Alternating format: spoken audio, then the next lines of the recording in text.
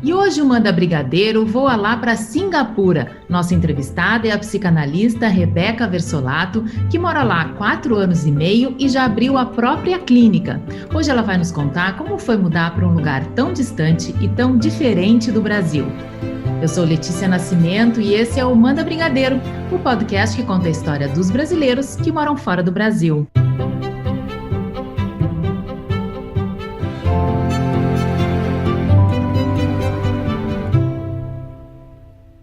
Oi, Rebeca, obrigada por participar do programa.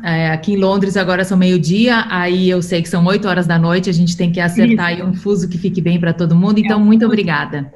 É um fuso confuso. Oi, que bom falar contigo. Que bom mesmo, adorei o convite. Obrigada. Rebeca, eu fiquei pensando por onde eu vou começar essa entrevista. Eu fico imaginando que eu mudei para Londres, uma cidade que eu já conhecia, enfim, né, que se fala inglês, que é mais fácil. Eu fico pensando, quando você teve a notícia, vamos mudar para Singapura, por onde começa uma mudança para um país tão diferente, tão distante? Eu sei que fala inglês, mas também falam outras línguas. Enfim, por onde começou? Meu marido recebeu uma proposta de trabalho aqui, a gente estava estudando em alguns lugares, óbvio que a proposta que fechou mais rápido foi essa e a mais maluca que eu podia imaginar. Porém, eu já era uma fanática pela Ásia, eu já tinha vindo passear de mochila por Laos, Camboja e tal, só que todos esses lugares são muito, muito aquém do desenvolvimento de Singapura. E eu contava para as pessoas que tinha essa possibilidade, e vindo de São Paulo, as pessoas, Singapura é prédio feio do Maluf na Marginal, entendeu? Uhum. Então as pessoas não tinham muita noção que é essa cidade. Mas foi impressionante, assim. Outra coisa que eu acho que foi muito louco a gente, os dois, né, meu marido veio antes, mas voltou para trabalhar e a gente chegou sem ter vindo antes. Então, assim, mudar para Nova York, mudar para Londres, mudar para outro lugar, você já passou por ali, você já foi visitar o Big Ben, alguma coisa antes, e tem algo de familiar, mesmo que de uma memória turística. Sim. Aqui era o desconhecido, mas acho que até por isso muito excitante. Mas por onde você começou? Eu lembro da minha primeira noite em Londres, que eu pensei assim, meu Deus do céu, por que a gente foi inventar isso? Você teve essa sensação, assim, começou por onde? Eu não tive tanto, mas eu vi a minha filha, e aí eu comparo muito com uma vez que eu fiz um pedaço do meu colegial nos Estados Unidos, porque quando a gente pousou, chegou, encontrou o pai que já estava aqui 2 meses antes, com aquela emoção, fomos pro flat. E aí eu falei, gente, cada um acorda no seu tempo, vamos aceitar o fuso horário aos pouquinhos. Ela acordou 3 da manhã, foi para a sala, eu fui para a sala também, ela ligou a televisão, botou no Netflix e tudo começou a falar inglês. Ela tinha 7 anos, ela parou de chorar. Eu acho que aí começa a cair a ficha, sabe? Dos dilemas, porque os dois hoje entendem super, falam um pouco de português, mas ela chegou, não sabia nada além de Red, Pink and Blue. Puxado. E aí você, como é que procurou escola para eles? Você já tinha algum contato? O pessoal no trabalho do teu marido ajudou? Como foi essa chegada? Olha, eu acho que a gente tem que não ter medo, sabe? O não a gente já tem sobre tudo. E eu acho que eu tenho um production mode que falo muito de mim, né? Esse esquema sempre em produção. Primeiro, todas as cidades grandes hoje têm um grupo bom de Expat Wife Classifieds ou Expat Wife Group, e eu comecei a entrar, antes de mudar, em tudo quanto era grupo para pedir participação. Então, sim, grupos exemplo, no Facebook. Grupo no Facebook de assuntos de Expat Wife daquela cidade. Outro dia, até um paciente meu estava para se mudar, e eu falei, procura isso, você vai achar de Bali. Ele achou tudo, de homeschooling, parents, né, desde assim, gente que dá aula para os próprios filhos, até por interesses, mas sempre focado nas cidades. Sim. Isso me deu muito norte. Então, tem 2 coisas curiosas sobre esse pré-production dessa viagem, que eu entrei num dos grupos e eu pesquisando ali nos assuntos, se alguém falar de brasileiro, botei um filtro no grupo sobre brasileiro, para ver se alguém comentava algo. E aí alguém comentou, qual o melhor churrasco, qual o melhor isso, com quem que eu faço um catering para aniversário do meu marido. E alguém comentou sobre algumas pessoas de fornecedores. E aí, quando você não conhece alguém num grupo, o nome aparece em cinza. Quando conhece aparece em azul, que está clicável para você aquele perfil. E apareceu para mim o Fábio. Eu cliquei, era um menino da minha escola, que veio para cá 12 anos atrás e abriu, e hoje tem a maior empresa de catering de churrasco. Então, assim, essas coisas... E quando meu marido veio para aquela viagem, se faz a negociação, conhece a cidade, o Fábio recebeu meu marido, fez um churrasco na varanda, improvisado. Nossa, que coincidência! Eu acho que essa postura de não ter medo de tentar caminhos, sabe? Da criatividade de tentar te dar, porque por mais que eu sabia o que era Singapura numa relação da Ásia, eu fiquei insegura pra caramba, mas eu fui criando esses alicercezinhos de conhecimento. E o segundo ponto foi que também num grupo de Expat Wife, o Marco já aqui trabalhando, eu vi uma pessoa transferindo o contrato de aluguel dela, porque ia mudar para sei lá onde. Falei, Marco, quando que está disponível? Gostei da casa, eu estava, juro, dormindo no meu apartamento da Paulista com insônia, e falando com ele, para esperar o horário dele. Vi esse post, em 2 dias o Marco tinha visitado a casa, a gente conseguiu sincronizar as datas, então eu fiquei 5 dias dos 3 meses que as pessoas ficam em flat, eu já estava na casa que eu tinha fechado, estando no Brasil. Loucuras, mas esse jeito, não eu já tenho, se joga. Que ótimo. Que me salvou nesse começo. Não que isso tenha sido mais fácil, mas acho que ajudou. Rebeca, e o supermercado? Lá não tem grupo de ajuda, você está sozinha, com aquelas prateleiras, como é que você faz? Eu achei gênia essa pergunta. Vale falar um pouco do contexto. Singapura é uma ex-colônia britânica, como você falou, que foi fundada por imigrantes da China, da Malásia, que são muçulmanos, e pelos indianos. E hoje, e se manteve em inglês justamente para nenhum das colônias fundadoras virar mais importante do que a outra. Então, o fundador de Singapura foi um cara muito bacana nesse tipo de pensamento. Então, tudo é muito equilibrado. Você tem 2 feriados por ano de cada etnia, meus filhos vão para a Festa das Luzes da Índia com a roupinha indiana, é uma loucura. Chega no mercado, tem tudo, o tempero, é muito. Tem uma coisa que eles comem aqui que chama pandan leaves, que é tipo uma erva cidreira, só que eles põem no chá, eles põem doce, é tipo uma vanila asiática. Mas aí os taxistas todos compram de manhã pandan leaf e você entra no táxi, tem um cheiro, aquele que você quer vomitar. Ao mesmo tempo, os chineses têm, isso é dos malaios, né? Agora os chineses, eles têm a mania de tomar um líquido de ninho de passarinho, acho que é um chá que fazem com ninho de passarinho, bird nest, e tem como se fosse Yakult. Nossa, aquilo é fedido, feito diabo. Enfim, e meu marido, assim, é a pessoa menos possível de aceitar curry na vida e mora num país de, sei lá, 1/3 indiano. Tem que estar de coração aberto, sabe? Olfato e paladar também. Eu fico pensando, e os produtos, o nome dos produtos é em inglês também? Tudo aqui é em inglês ou tem label em inglês. E como a comunidade expatriada é muito grande, uns 5 milhões, 6 milhões de pessoas, sendo que acho que 1,5 milhão é expatriado. Mas, assim, muito expatriado do Japão e da China. Entendi. Então, por exemplo, tem um mercado, sabe quando gente que é de São Paulo, Pirem na Liberdade? Sim. Tem mercados e mercados só de produtos japonês. Aí é bem difícil ler a embalagem, né? Porque primeiro os produtos são assim, né? Tudo pisca no olho. Mas é incrível, assim, essa... Te contar uma outra que eu acho que fala sobre essa diferença de cultura, assim. Quando a minha filha, com 3 meses, entrou no táxi e falou assim, mamãe, esse taxista, ele é indiano ou ele é muçulmano, né, malay? Eu falei, antes de eu olhar para o taxista, ela falou, não, ele é muçulmano porque o chapeuzinho dele é quadrado, não é aquele, assim, redondo. Aí eu falei, gente, já valeu a pena, mesmo comendo curry errado, comprando tudo errado, já criei uma pessoa para o mundo, sabe?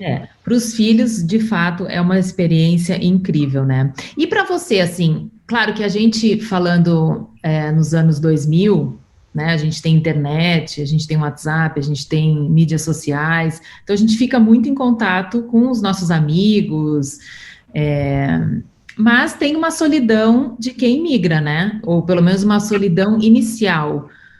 Fala um pouquinho como foi para vocês isso. Você é uma pessoa super comunicativa, deixa claro aqui que Rebeca, em São Paulo, todo mundo conhece a Rebeca Barreto.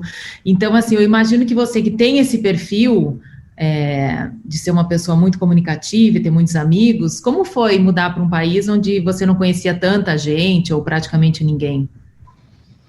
Então, eu falo que é muito difícil esse papel da expatriação, e hoje, pela minha profissão, até eu estudo muito sobre os efeitos disso, que a gente tem que aceitar, que tem um super luto que a gente vive, né? Os cortes, as rupturas de rotina, das coisas que você tem em pequenos investimentos, assim, de relacionamento, de amor, de continuidade, de segurança, desde a padaria da sua esquina até, putz, mudou aqui, não tem o meu, sei lá, o sapatinho que eu acordo e ponho minha pantufinha. Porque é muita adaptação desses itens de segurança. Eu cheguei aqui com um combinado com meu marido, porque você sabe que eu sou muito ativa, muito isso, muito aquilo. Eu estava num momento no Brasil que já era psicanalista, já estava consultório, mas também era dona de um coworking, era muito agitada. Eu falei, gente, eu vou pirar no marasmo. E não foi nada assim.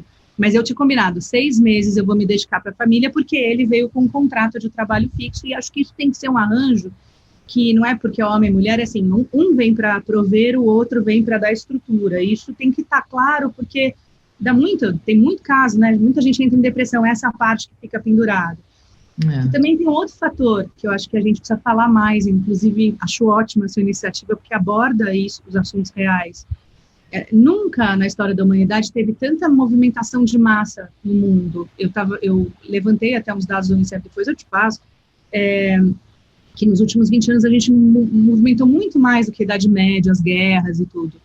E tem um pedaço que eles falam que é immigration by force, né, quando a UN classifica, que é refugiado de guerra, perseguição política, enfim, tudo, e os by choice, que somos nós. Por escolha. Exato. E, desculpa, até eu falo umas coisinhas assim, mas nisso fica embutido de, ai, nossa, você está indo para o estrangeiro, nossa, vai curtir. Sendo que migração por escolha, você tem muitos tipos de lutos diferentes dessas pequenas coisas que te dão solidez, né? Precisa ser falado, visto. As crianças, elas não são mais brasileiras depois de um tempo, né? Você tem um termo também muito famoso, Third Culture Kid, que é crianças de terceira cultura. Meus filhos nunca vão ser inteiramente brasileiros, se a gente continuar mais tempo aqui, ainda menos. E nem vão ser singaporanos, eles são alguma coisa que é uma terceira cultura, a cultura que é feita das relações, das rotinas, e eles não sabem o que é paçoquinha amor da festa junina, não vão saber. Sim. Tem um livro, uma escritora, né, a Jhumpa Lahiri, ela sempre aborda essas questões de imigração que são muito interessantes, e eu particularmente sou muito interessada nessa questão, porque tenho 2 filhas brasileiras que também estão nesse mundo, né, quer dizer, tem pai e mãe brasileiros, mas foram criadas na Inglaterra, mas elas não são britânicas, quer dizer, têm um passaporte e tudo, mas não são essencialmente britânicas. Estudam numa escola internacional, então tem contato também com culturas do mundo inteiro. Enfim, é difícil, né? Acho que é uma geração aí que vai ter essas questões de identidade a serem discutidas, né? Porque a nossa identidade, como é que ela é construída, né, Rebeca? O que você tem para falar para mim sobre essa identidade? Como é que a gente constrói ela? Identidade é um campo muito vasto, mas é uma soma das experiências, do ambiente, e ela tem muito menos a ver com genética, mas mais com a cultura das pessoas ao teu redor. E o ambiente, quando tem rupturas muito fortes, altera o seu processo de identidade. Então, por exemplo, esse termo da criança de terceira cultura, eles avaliam se a gente acha que, às vezes, o millennial ou o pré-generation Z é aquele cara que tem dificuldade de se fixar no trabalho, ou que chega já achando que pode estacionar a vaga na garagem do lado do presidente. Eu acho que a criança de terceira cultura, ela tem uma gelatina moldável a qualquer situação, mas que quando você para e pergunta, e aí, o que você quer da sua vida? É muito mais difícil, porque pode tudo. A relativização das escolhas é muito ampla, né? Porque, né, se minha filha quiser agora, antes talvez ela pudesse estudar na USP, não sei aonde, não sei onde mais. Agora ela pode estudar em 400 mil países, 400 mil, é só olhar por essa perspectiva de um adolescente. Então, tem muitas dessas questões, o quanto a gente, enquanto pais, pode reforçar que a identidade deles vai ser mais construída pelos relacionamentos que eles têm com pessoas que eles se identificam mais do que com a cultura dos pais e deles mesmos anteriores à mudança. A minha filha tem uma amiga britânica, uma indiana, tem uma japonesa que ela adora, e as pessoas já saíram de Singapura e continuam se falando. Isso é um elo de identidade que vai ser perpetuado, eu espero. Deixa eu te perguntar, profissionalmente, como foi a tua chegada, o que você descobriu aí? Imagino que a psicanálise seja diferente, né, do que é no Brasil. Conta um pouquinho como foi essa questão profissional para ti. Uma loucura, porque eu já estava trabalhando em psicanálise no Brasil e ainda era relativamente novata para essa profissão que é tão longa, né? E eu vim de uma carreira antes em comunicação, né? Em artes visuais, enfim. E aí, quando eu fiz toda a transição no Brasil, eu estava recomeçando. De repente, chegou aqui, eu falei, gente, colônia britânica, eu vou ter que estudar muito, não vai dar certo. E eu lembro que, diante desse trato de 6 meses, que acabou sendo 1 ano, e eu tive que ter muita paciência, eu estava aplicando para tudo quanto é vaga. Eu falei, gente, se eu gosto da empresa, eu vou lá servir café. Eu apliquei para uma coisa tipo zeladora do Netflix, você não tem ideia. Porque aqui é terra de startup também. E graças a Deus que eu fui vendo, porque eu fiz algumas reuniões para abrir empresa, aqui as dependent pass, né, visto de dependente, não pode trabalhar, nem fazer frilinha fora, tem um processo para isso ser legal, você tem que abrir uma empresa, se contratar pela empresa que você nem pode ser dono, tem todo um rolo. E nesse processo eu fui vendo a psicanálise em si. E aí fui falando, gente, eu vou ter que estudar uns anos, Marco, eu vou ter que fazer um mestrado, alguma coisa para equiparar, ter que fazer uma equivalência. É o contrário. A Ásia tem uma cultura, e a Austrália também, de terapia breve, de coisa rápida, de quick fix, que a gente fala, né? E a psicanálise explora as profundezas, assim, né? Leva tempo, leva uma dedicação, cria-se um vínculo. Então, aqui não existia nada. Aí eu, como eu já tenho de tudo, que é o espírito, achei alguém tentando fundar a Associação de Psicanálise Singapura. Então, cá estou eu, hoje eu sou desse comitê que está tentando fundar a Associação de Psicanálise aqui, e me registrei pela Singapore Association de Counseling, não sei o quê, como psicoterapeuta, porque a psicanálise em si não é pouco conhecida. Porém, os expatriados conhecem muito. Então, a quilometragem também que se ganha quando, nesse 1 ano e meio de maturação de tudo isso, até eu conseguir regularizar e entrar, bater na porta e falar assim, me presta umas horas numa clínica, o seu espaço, e aí eu fui trabalhando e tal, foi chegando, e assim, é paciente da Tunísia, é paciente da Ucrânia, é paciente da Polônia, de repente eu tenho que estar ali estudando a revolução da guerra do país dele, que ele cresceu no pós-ditadura e como é isso. É muita quilometragem em pouco tempo, assim, uma bênção nesse sentido.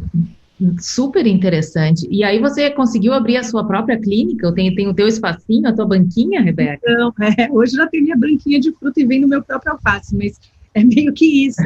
Aí eu fiquei, acho que 2 anos mais, não, 1 ano e meio, outros 1 ano e meio, 1 ano e pouco, trabalhando em 3 clínicas, na verdade uma primeiro, aí foi lotando aquele bloco de horas, aí uma outra só podia tal hora que era outra clínica que tinha espaço, e uma loucura, foi um ano bem complexo, e a comunidade brasileira acabou conhecendo e tudo, então hoje todos os meus pacientes, acho que metade são brasileiros, e aí o boca a boca, né, Brasil é uma loucura, eu ia te perguntar isso. Faz 1 ano e 2 meses que aí eu abri meu espaço, porque de sublocar a sala dos outros já estava pagando o equivalente de uma salinha pequena, aluguéis modestos, porque você sabe que a Ásia não é fácil nesse quesito, mas está indo super legal.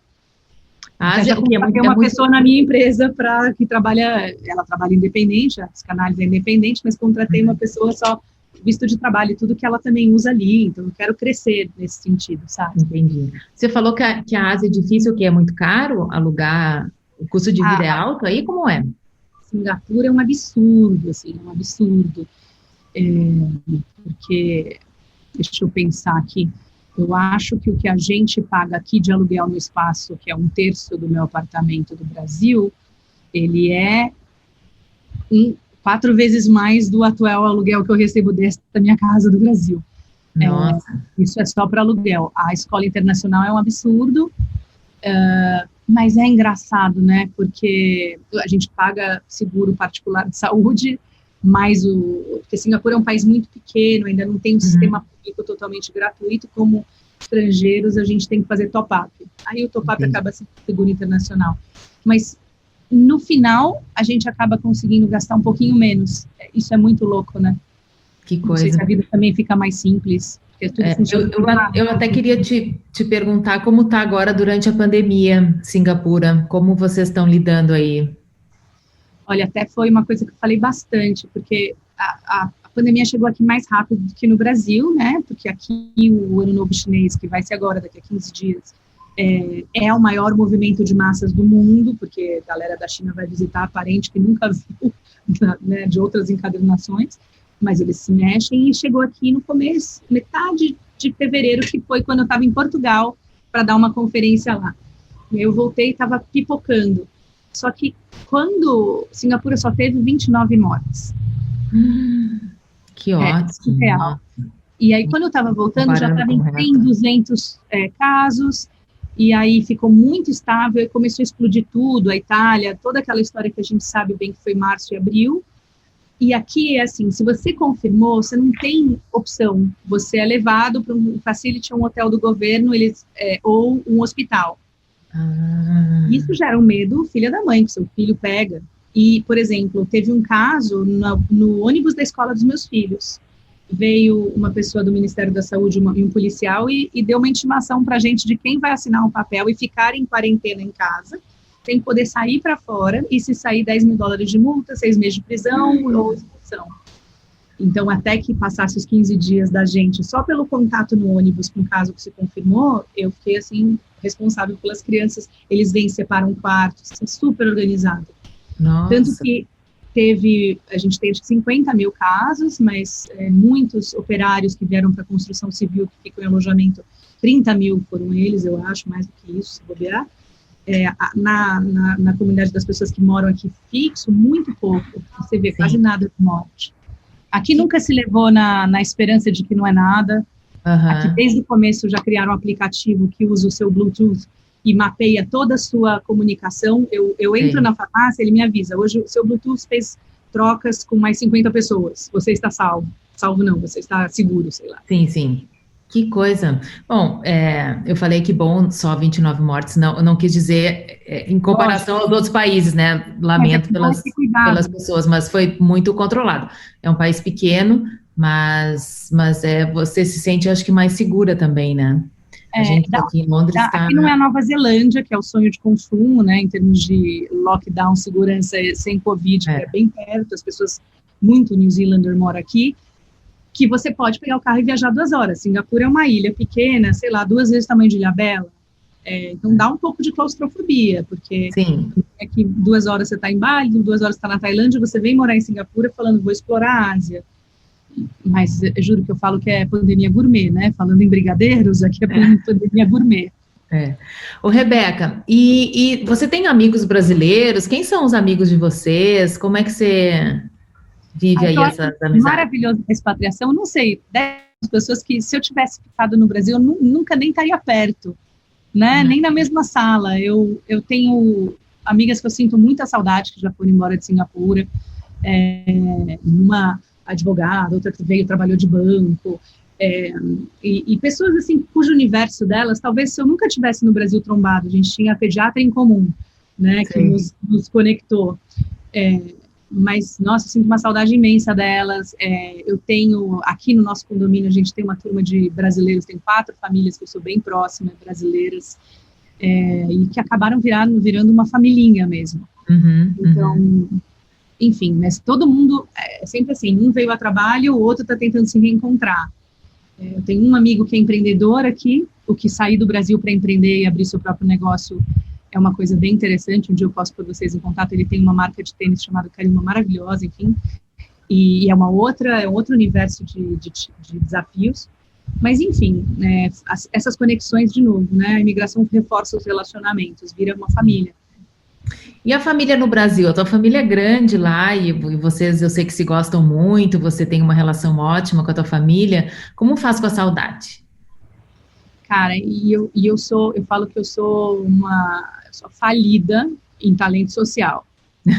Há quanto tempo que eu não te ligo, né? E há quanto tempo a gente não bate um papo. E sempre fui. Eu queria falar quase que todo dia. Então, por áudio, às vezes eu mando um áudio, uma mensagenzinha, porque é mais fácil do que Zoom por causa do fuso confuso. Sim. Mas, assim, nem um décimo, né, do que a gente gostaria que fosse. Tem problema. Isso é muito diferente de estar aqui. A gente acha que Londres, né, Paris, Nova York, sempre tem alguém, uma semana que alguém está vindo visitar e ficando no seu sofá. Então, Sim.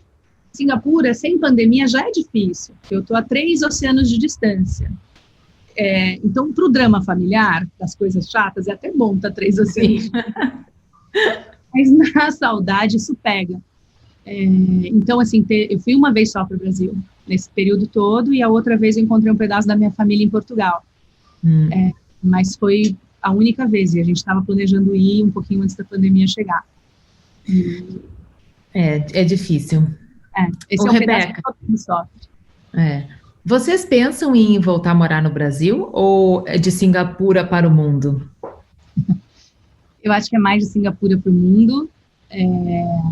Eu gosto de mudar de ideia a cada minuto, a la Raul Seixas, e que o destino me prove o contrário, mas a ideia agora é ficar aqui o máximo possível, porque para minha carreira, para a carreira do meu marido, tudo anda muito bem, para as crianças fazem sentido, apesar de que minha filha é uma pré-adolescente que já acha boring em Singapura.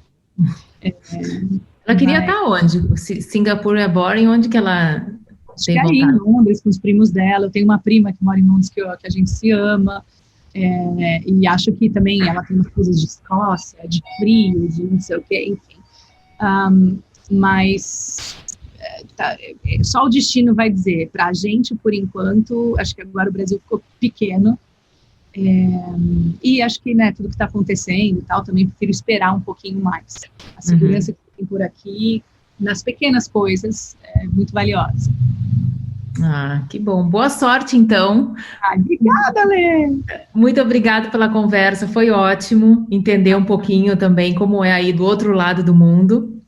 Eu acho que essas histórias que a gente está contando aqui no Manda Brigadeiro, elas têm um ponto em comum, né? Somos nós indo morar em outro lugar, numa outra cultura e passando aí por esses desafios, mas também por alegrias.